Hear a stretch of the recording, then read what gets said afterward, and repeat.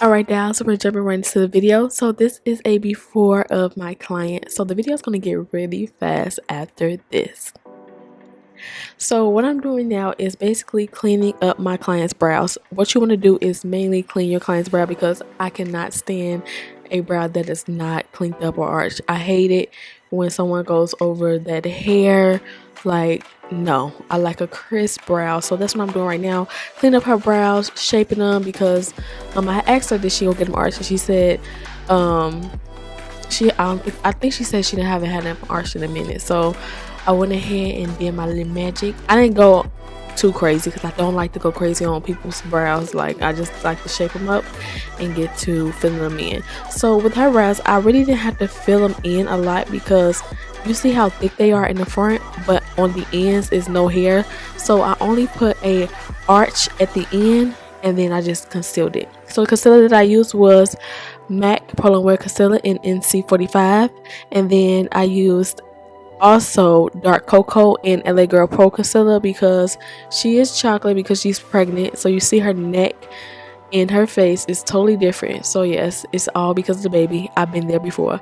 So also I noticed that you should have noticed that I did put backup primer on her brows to lay her brow hairs down. So what I'm doing now is basically concealing with the 212 brush.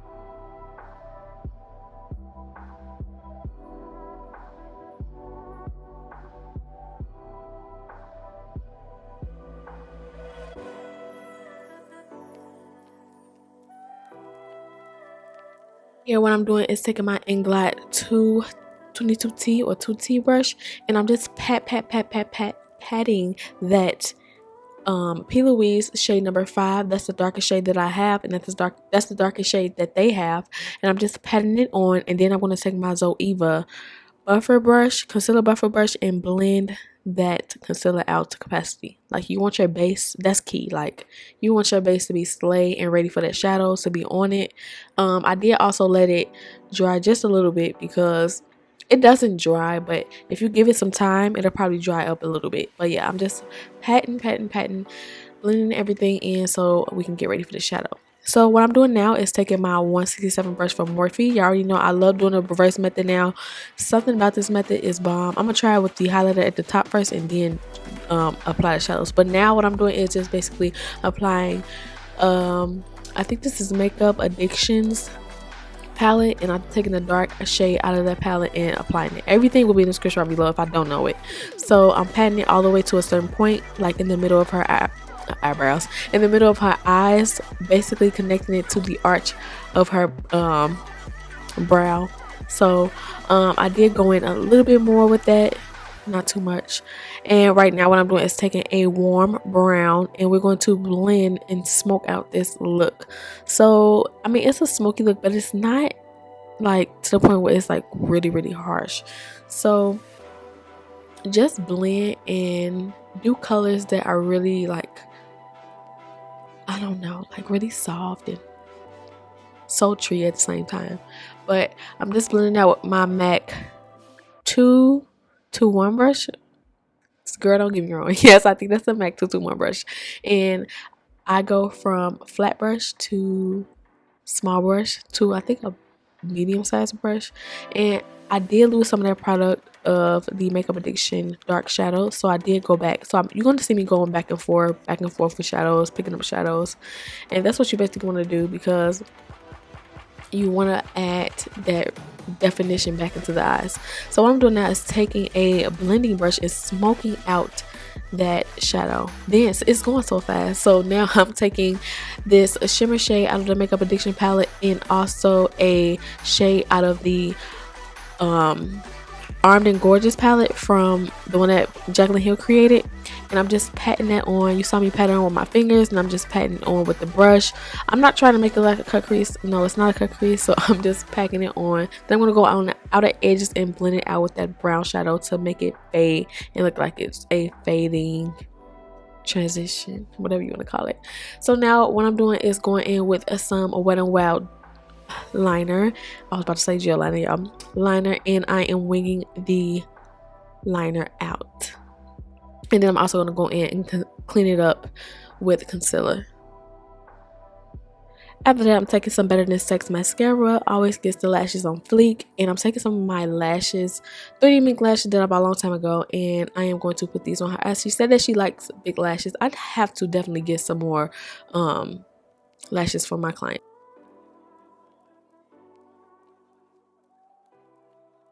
So yes, my client recommended me to shave her mustache, and that's what I did. We was talking about like, I hate that hair right there.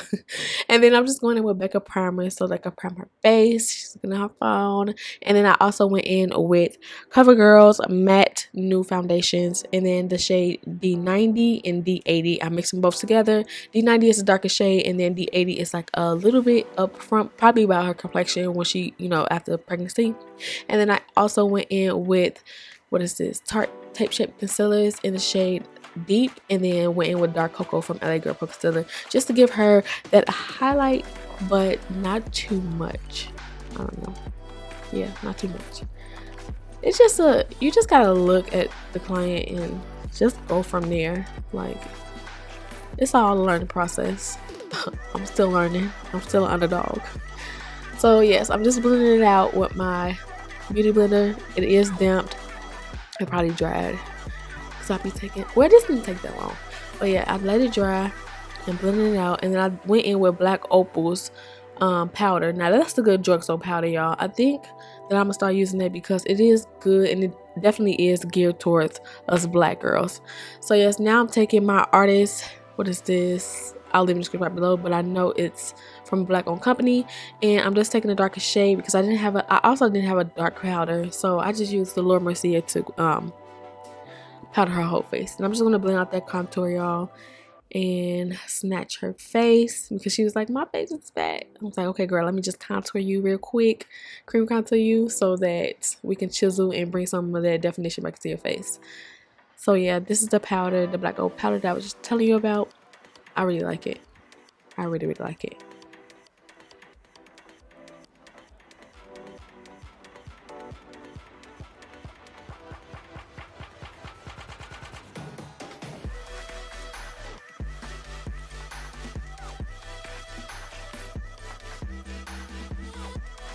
Alright, so for contour, I did go in with one of the shadows that I put on her eyelids because I didn't have a dark shadow or a dark contour, and I just chiseled her cheeks. Then I went in with Beauty Bakery's Glaze highlighter and highlighted her face. Then I went in with some blush from Anastasia Beverly Hills, and then I went in with LA Colors or LA Girls new Shockwave liners in the shade Black.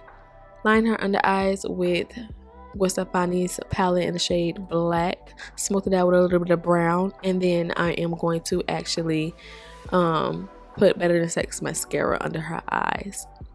And then I'm going to move on to the lips. I did have some wands, so don't judge me. So I did sharpen my pencil. When you sharpen your pencil, that is going to, take away all the nasty stuff on the pencil. So I lined her lips with, was Colourpop's Pitch, and then I should have used my wands, but I did alcohol those.